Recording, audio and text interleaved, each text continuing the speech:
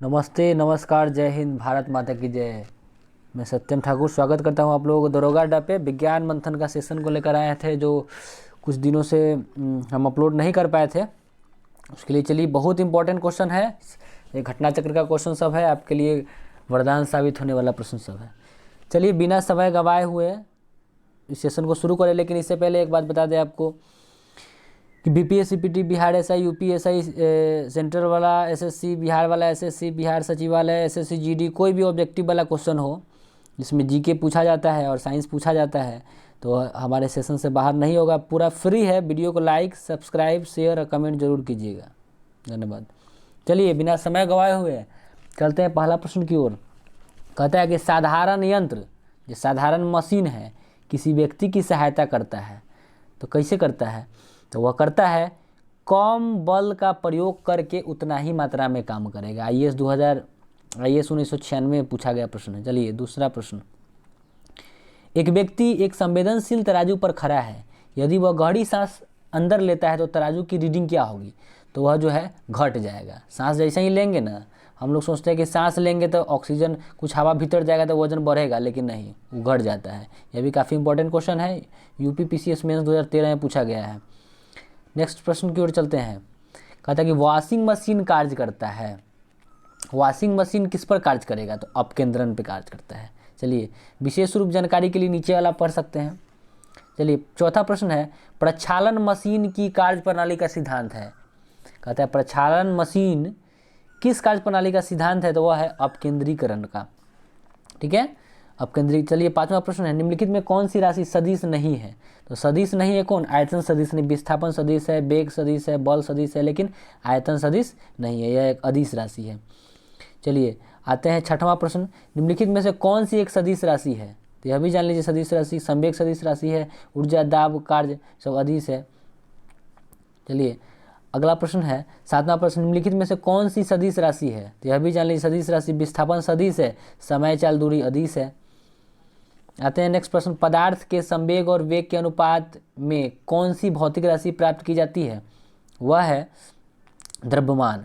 प्रश्न था कि पदार्थ के संवेग और वेग के अनुपात में कौन सी भौतिक राशि प्राप्त की जाती है? तो वह है द्रव्यमान। आते हैं नेक्स्ट प्रश्न की ओर, बल गुणनफल है, तो बल किसका गुणनफल होता है? तो वह गुणनफल होता है द्रव्यमान और त्वरण का। F बराबर ma होता है, तो m से द्रव्यमान हो गया और आपका a से त्वरण हो गया, तो F बराबर ma होता है। तो बल का गुणनफल यही होता है, द्रव्यमान गुना त्वरण। आते हैं नेक्स्ट प्रश्न की ओर। कहता है कि 10वां प्रश्न है, यदि किसी घन के आयतन और पृष्ठ क्षेत्रफल को निरूपित करने वाली संख्या समान हो तो उस घन के किनारे की लंबाई की माप क्या होगी? तो होगा 6। 11वां प्रश्न चलते हैं, विशेष जानकारी आप ये नीचे वाला समझ सकते हैं। चलिए अगला प्रश्न में हम आते हैं और देखते हैं कि किस प्रकार क्वेश्चन है। कहता है कि निम्नलिखित में से किसने न्यूटन से पूर्व ही बता दिया था कि सभी वस्तुएं पृथ्वी की ओर गुरुत्वाकर्षित होती है? तो वह बताए थे ये ब्रह्मगुप्त। निम्नलिखित में से न्यूटन से पहले किसने यह बात बता दिया था कि सभी वस्तु पृथ्वी की ओर गुरुत्वाकर्षित होती है? तो बताने का काम किया था ब्रह्मगुप्त। देखिए गुरुत्वाकर्षण का सिद्धांत किसने दिया था? आपको पता ही है, आइजैक न्यूटन। उनके बारे में अगर विशेष पढ़ना चाहते हैं तो गुरुत्वाकर्षण पदार्थ द्वारा एक दूसरे की ओर आकृष्ट होने की प्रवृत्ति है। सर आइजैक न्यूटन ने गति के 3 नियमों एवं गुरुत्वाकर्षण के सिद्धांत का प्रतिपादन किया। न्यूटन ने अपने मौलिक खोजों के आधार पर बताया कि केवल पृथ्वी ही नहीं अपितु विश्व का प्रत्येक कण दूसरे कण को अपनी ओर आकर्षित करता है। कणों के बीच कार्य करने वाले पारस्परिक आकर्षण को गुरुत्वाकर्षण तथा उससे उत्पन्न बल को गुरुत्वाकर्षण बल कहा जाता है। तीसरा प्रश्न है, गुरुत्वाकर्षण के सार्वभौमिक नियम का प्रतिपादन किसने किया था? न्यूटन किए थे, हमको बता ही दिए। चलिए नेक्स्ट प्रश्न की ओर। चौथा कहता है कि अंतरिक्ष यात्री निर्वात में सीधे खड़े नहीं रह सकते हैं। क्या है? अंतरिक्ष यात्री निर्वात में सीधा इसलिए खड़ा नहीं रह सकता है कि गुरुत्व नहीं होता है वहाँ पर, इसी के लिए। अब इसका थोड़ा सा डिटेल्स जान ले। अंतरिक्ष में कम गुरुत्व के चलते अंतरिक्ष यात्री सीधा खड़ा नहीं रह पाते हैं। कम गुरुत्व में लंबे अंतरिक्ष अभियान में अंतरिक्ष यात्रियों को पेशीय क्षय और अस्थियों के घनत्व की कमी का सामना करना पड़ता है।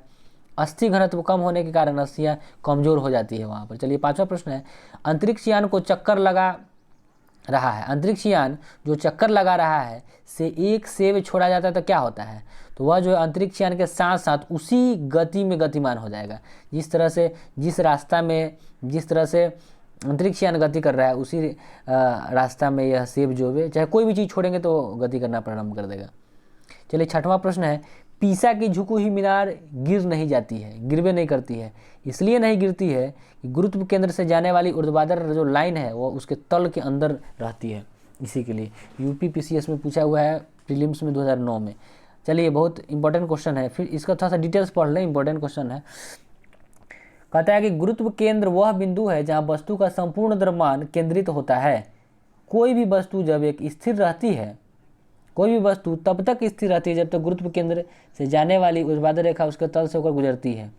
अभी तक पीसा की मीनार के गुरुत्व केंद्र से होकर जाने वाली ऊर्ध्वाधर रेखा मीनार के तल के अंदर रहती है, इसलिए झुकी हुई मीनार अभी तक नहीं गिरी है। ऐसा माना जाता है कि मीनार के और अधिक झुकने पर गुरुत्व केंद्र से होकर जाने वाले रेखा मीनार के तल से बाहर हो जाएगी, तब वह गिर पड़ेगी। इसी के लिए अनुसंधानकर्ताओं के अनुसार वर्ष 2030 से 50 तक यह मीनार पूर्ण रूप से गिर सकती है। 7वां प्रश्न है, यदि पृथ्वी और सूर्य की दूरी जो है उसके स्थान पर दोगुनी होती है तो सूर्य द्वारा पृथ्वी की गुरुत्वाकर्षण बल जो पड़ता है वह क्या होता है? तो वह जितना है उसका चौथा भाग है। ठीक है, क्वेश्चन फिर से समझिए। यदि पृथ्वी और सूर्य की दूरी जो है उसके स्थान पर दोगुनी होती है तो सूर्य द्वारा पृथ्वी पर गुरुत्वाकर्षण बल जो पड़ता है वह क्या होता है? तो वह होगा कि जब अब जितना है उसका चौथा भाग होगा। चलिए नेक्स्ट प्रश्न है, अगला प्रश्न कहता है 8वां प्रश्न, जब कोई वस्तु ऊपर से गिराई जाती है तो उसका भार क्या होगा? तो उसका भार जो है अपरिवर्तित रहेगा। ऊपर से गिराएंगे तो भार तो वही सेम रहेगा। 9वां प्रश्न है, लकड़ी के लोहे व मोम के समान आकार के टुकड़ों को समान ऊंचाई से पृथ्वी पर गिराया जाता है, कौन सा टुकड़ा सबसे पहले पृथ्वी की सतह पर पहुंचेगा? तो याद रखेंगे लोहा पहुंचेगा, सभी साथ पहुंचेंगे।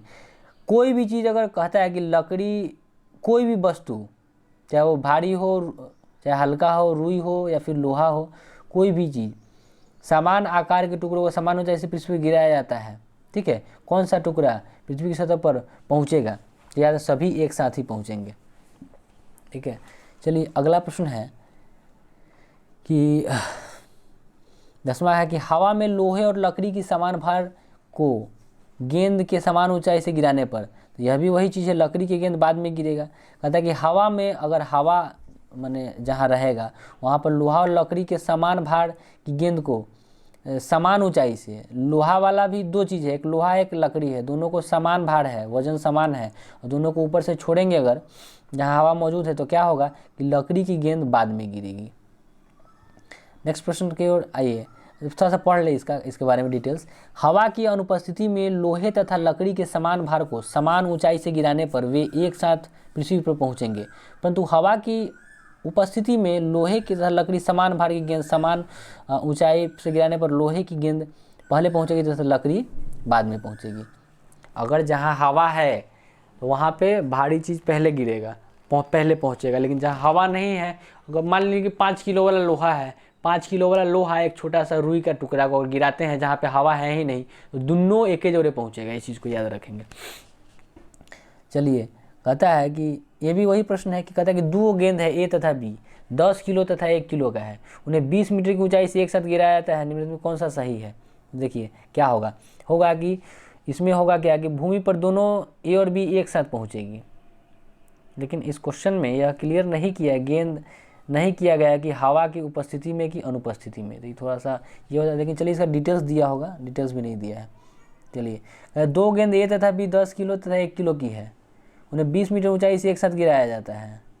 ठीक है, निम्नलिखित में से कौन सा सही है? तो कहता है कि उपयुक्त में से इसमें आंसर हो जाएगा कि भूमि पर दोनों ए तथा बी साथ पहुँचेंगे। चलिए 13वां प्रश्न है, किसी पिंड का भार ध्रुवों पर सर्वाधिक होगा।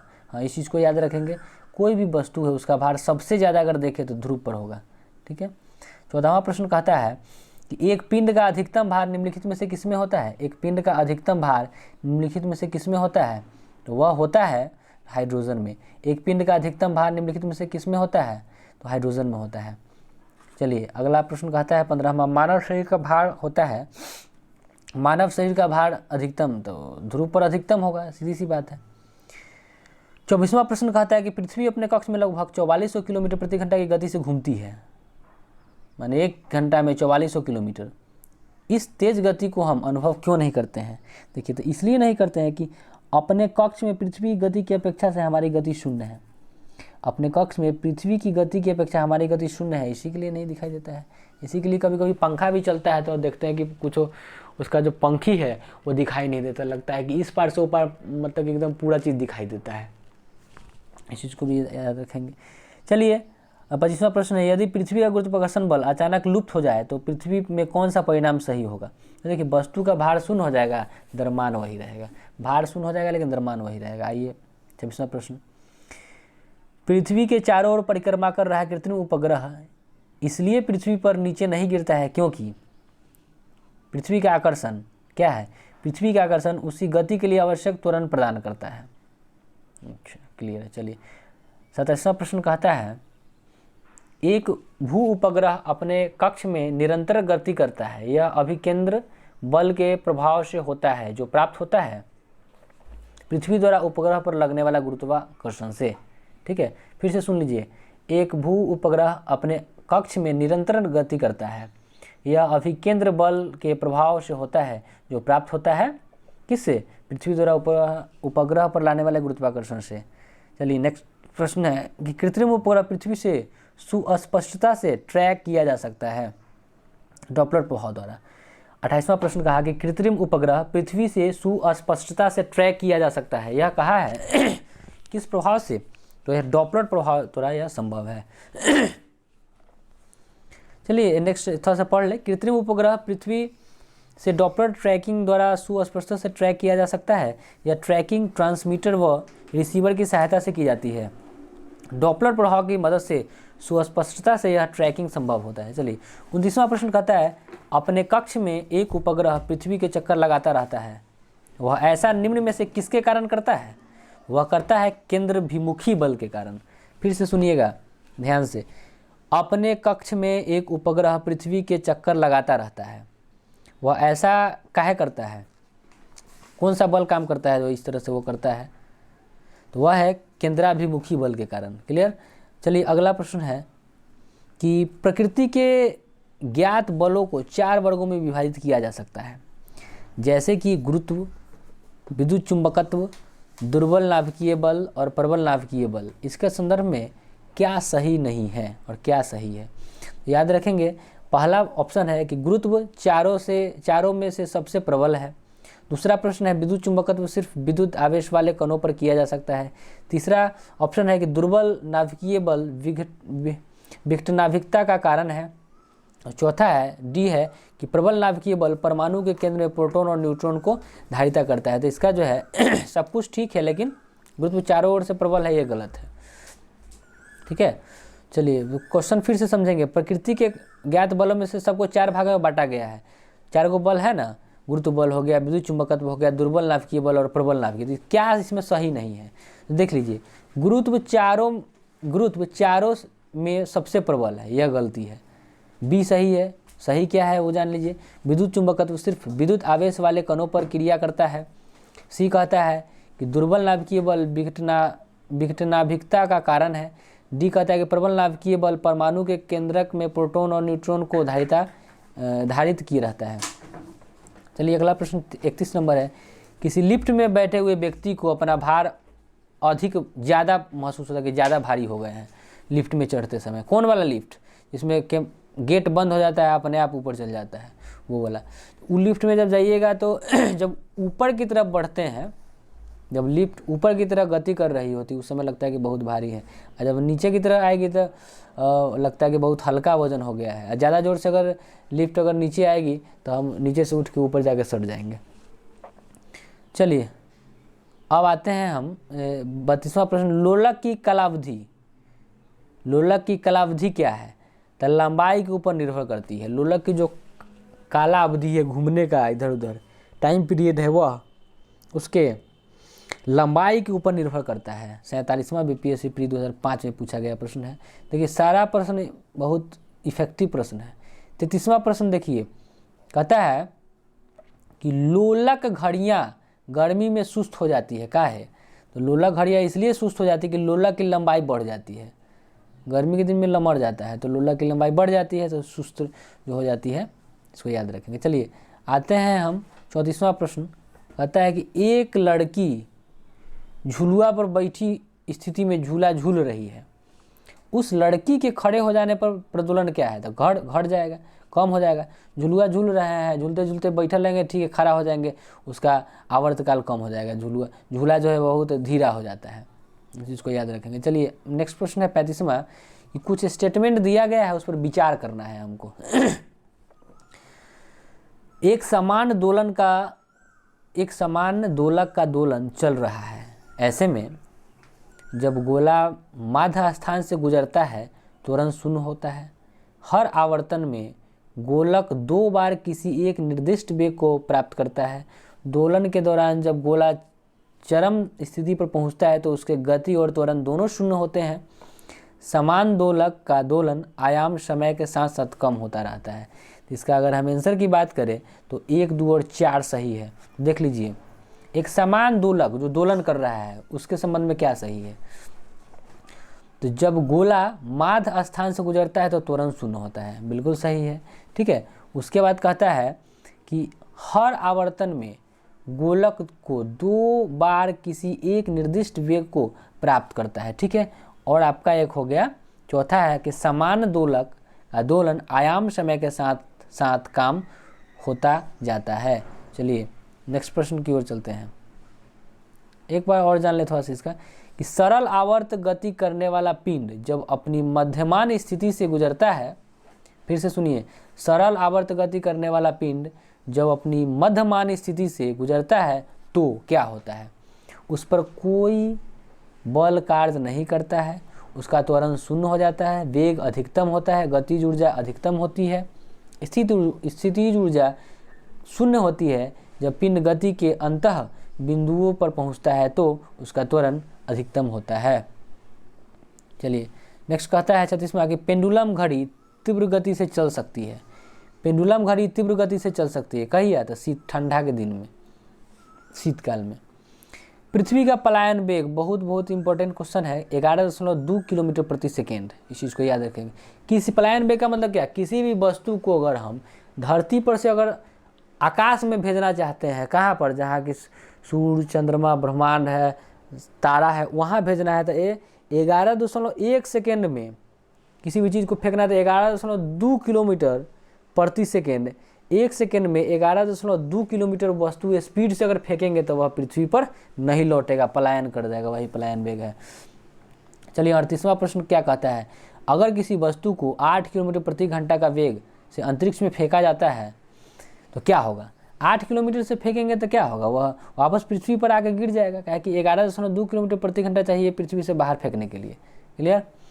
चलिए अगला प्रश्न कहता है 39वां, चंद्रमा पर वायुमंडल नहीं होने का क्या कारण है? देखिए, चंद्रमा पर अगर वायुमंडल नहीं है तो इसका कारण है कि इस पर गैस अणुओं का पलायन वेग उसके वर्ग माध्य मूल वेग के से कम होता है। सुन लीजिए, चंद्रमा पर वायुमंडल नहीं होने का क्या कारण है? कारण यही है कि इस पर जो गैस अणुओं का पलायन वेग जो है ना, उसके वर्ग माध्य मूल वेग से कम होता है। आते हैं 40वां प्रश्न की ओर। एक चीज़ और जान लें, 39वें क्वेश्चन है इसमें। देखिए, चंद्रमा पर वायुमंडल नहीं पाया जाता है, वायुमंडल अनेक गैसों का मिश्रण है। तो चंद्रमा का पलायन वेग का मान 2.4 किलोमीटर प्रति घंटा, जैसे पृथ्वी का 11.2 किलोमीटर कैसे है, वैसे ही चंद्रमा पर से किसी वस्तु को फेंकना है तो 2.4 किलोमीटर प्रति घंटा से फेंकेंगे तो वापस चंद्रमा पर नहीं आएगा। तथा धरती का पलायन वेग 11.2 किलोमीटर प्रति सेकेंड होता है। तो चंद्रमा पर पलायन वेग से गैस के अणुओं का वेग ज़्यादा होने के कारण वहाँ से पलायन कर जाते हैं। अतः अच्छा चंद्रमा पर वायुमंडल संभव नहीं है। बात नहीं समझे? देखिए, पृथ्वी का पलायन वेग 11.2 किलोमीटर प्रति घंटा है, लेकिन पृथ्वी पर बहुत सारा गैस भी तो है, वायुमंडल भी तो है। तो वायुमंडल का जो पलायन वेग है ना, पृथ्वी से कम है, पृथ्वी अपना पावर से खींच ले रहता है उस सबको। लेकिन चंद्रमा का जो है ना, वो पलायन वेग 2.4 है। गैस सब का जो वहाँ पलायन, वहाँ जो गैस होता है, जो वायुमंडल है, उसका पलायन वेग चंद्रमा से माने 2.4 3 मीटर प्रति सेकंड से भी ज़्यादा होता है, तो रुकेगा, वो भाग जाएगा वहाँ से। तो हम उम्मीद करते हैं कि आपको यह सेशन काफ़ी इफ़ेक्टिव और काफ़ी यूजफुल लगा होगा। इसको आप देखिए और किसी भी एग्ज़ाम में आपको इससे बाहर क्वेश्चन नहीं रहेगा, क्योंकि यह बहुत इम्पोर्टेंट क्वेश्चन हम आपको बताए हैं। वीडियो को लाइक शेयर सब्सक्राइब और कमेंट करें। फिलहाल के लिए धन्यवाद। जय हिंद।